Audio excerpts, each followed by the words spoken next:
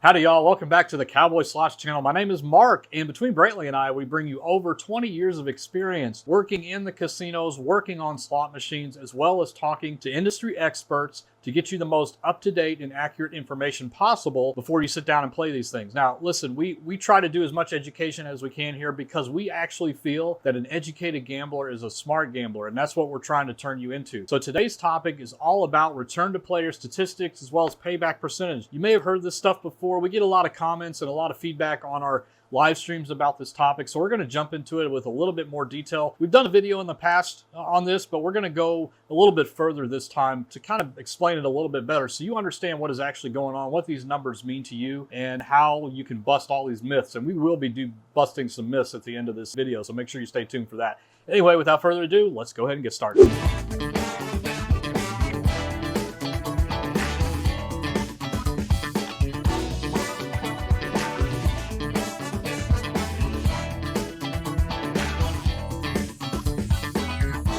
All right, guys, so we're going to split this up into three parts. The first part is all about return to player statistics. The second part is about payback percentages on the machines themselves. And the third are all the myths that seem to be surrounding all of this information. We're going to bust those at the end of the video. Anyway, for the first one, let's talk about return to player statistics. So what is it? Return to player statistics, think of it as an aggregate of all of the slot machine pools over a certain period of time. It could be monthly, it could be quarterly, which is 3 months, or it could be a yearly cycle, or even more sometimes. But anyway, this is the data of the actual results of everybody spinning and playing the slot machines over a certain period of time. So think of this as after the fact. This is stuff that is recorded and reported to all of the commissions, either state or tribal, and some of them, depending on the state you live in or the tribe that is, overseeing the casino, you may actually be able to look at some of this data. And the state of Nevada actually does publish all this, and so we're going to look at it today, but we're going to put a link down in the description as well as on the screen here in case you want to check it out yourself. There's actually some pretty cool data in there.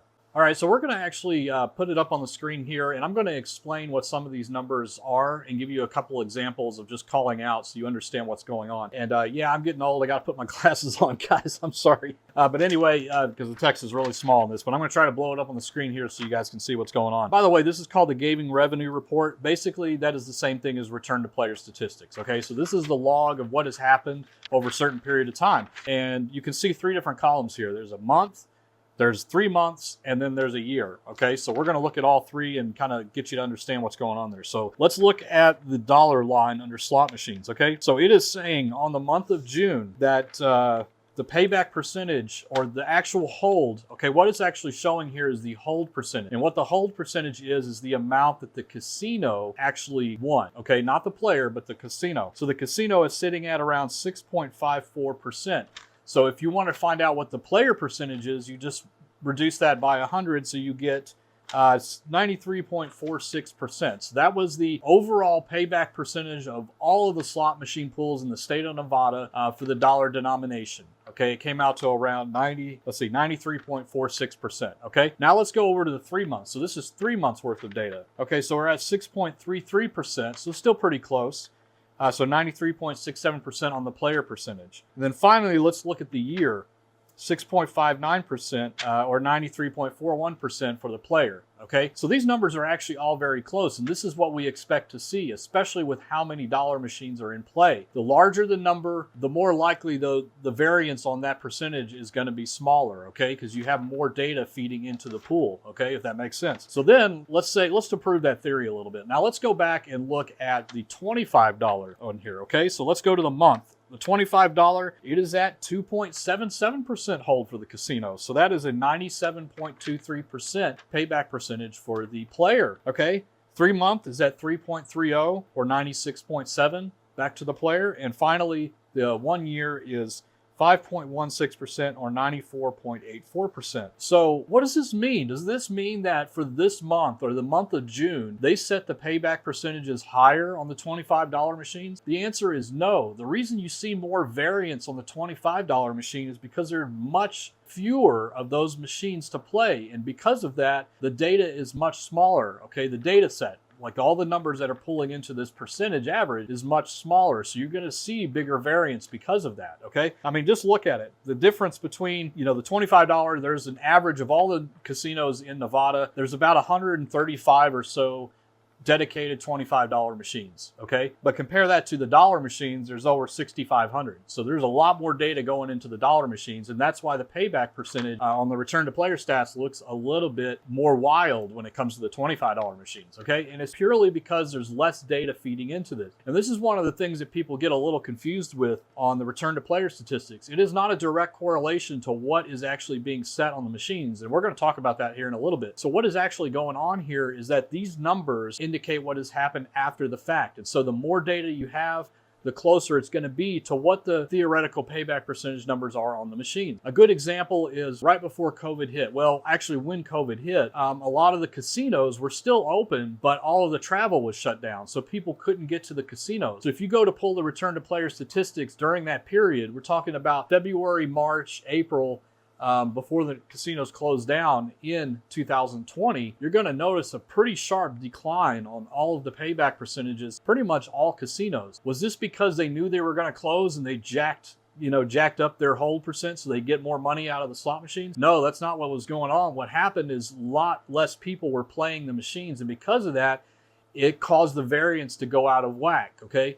Remember, this is a long-term play. Here's a good example for you to think about, okay? We talk about this a lot on this channel, but I want to give you something that you could experiment at home to kind of make yourself understand what's going on here. Okay, we all know that flipping a coin has a roughly 50-50 chance of hitting heads, right? When you flip a coin, okay? Do it every night for a week. I want you to flip 20 coins, okay? Flip it 20 times and record how many heads you get each time. You're probably going to notice that each night that you do it, it's all over the place. You might get 13 heads, you might get 10 heads, you might get 7 heads, you might get even less than that. But the idea is the more data, the more times that you do it, the closer and closer and closer it gets to the theoretical payback of that, which is 50%. Okay, so the slot machines are working exactly the same way. The longer you play them, the more people that are playing them, the closer and closer it gets to that payback percentage, and that's what we expect to see on these return to player stats. By looking at these, can you discern roughly what the average payout percentage is on a slot machine? Yes, you can, but it's an average. You got to consider that. It's not an indication of what the casino is doing. A lot of people see dips and dives in the variance here between months and think that, like the example with the $25 machine where,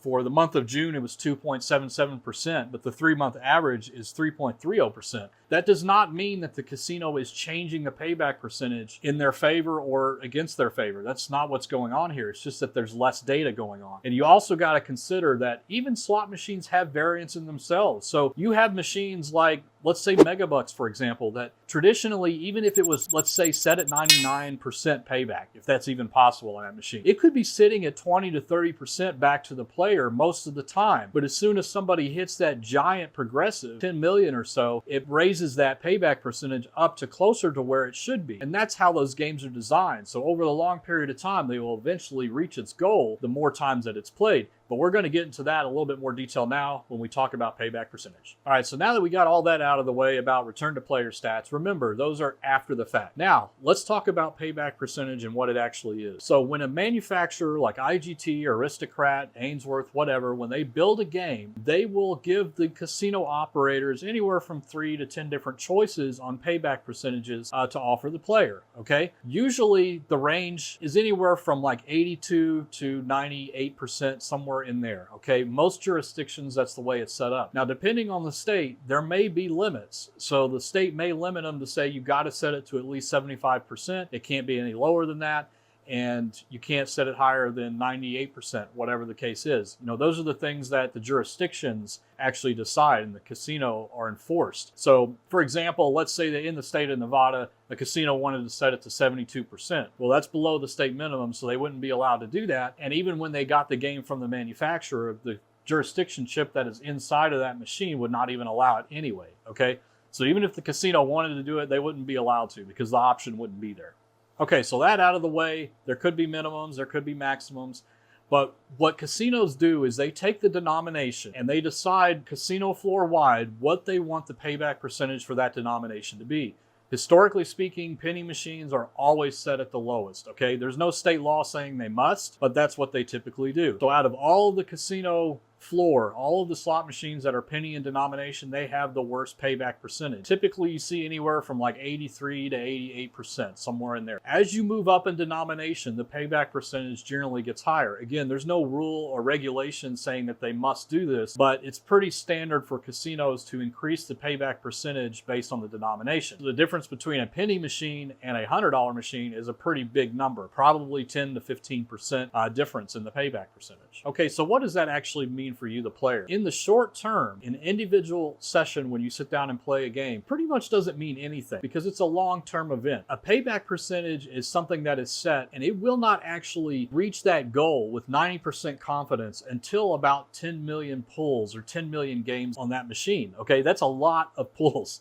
That's more than you'll ever do in your lifetime, right? But that's what is expected. Okay, so you're going to see swings along the way. You're going to see progressives being hit, which raise it higher. You're going to see a lot of dead spins where no progressives are being hit, which sets it lower. But over about 10 million pulls or so, it will eventually get closer and closer. Just like we talked about with flipping the coin. The more often you do it, the more closer it's going to get to that 50% when flipping a coin. Slot machines work exactly the same way. So there's a random aspect to the slot machine, of course, but the control mechanism is what symbols and what wins and stuff are being produced from that randomness, okay? And it has to be random in order to reach that goal, okay? That's what a lot of people don't understand is they think that because a slot machine has to stay within a certain range that it will start to change its programming to make up for lost revenue or anything like that. But that's not how slot machines are programmed to work. They are programmed over the long period of time. It's just math. It's pure math. It's large numbers. You know, the way that they build the game is that eventually it will get into that payback percentage range with around 90% confidence. That's what they say. That's what they put on the par sheets, which are basically the instruction manuals to a slot machine, showing every single win that's possible. And before you ask, unfortunately, we don't get to see those at the public. But that's what casinos see to kind of understand the volatility and that kind of thing, placement in the games and all those sorts of things. But anyway, for you need to understand that payback percentage is a long-term play. And so if you had two machines sitting right next to each other, let's say there were two pinball machines, one could be set at 85%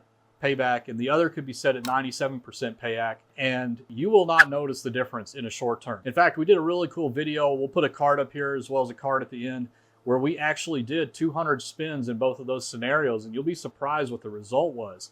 And I think it might help you understand what is actually going on in the short term and why we say you shouldn't worry so much about payback percentage and especially return to player stats, because in the long run or in the short run, it's not going to make a big difference to you. Okay, what I'm going to show you right now is an example with piggy banking, a game that I have here that I've run about 500 games on so far.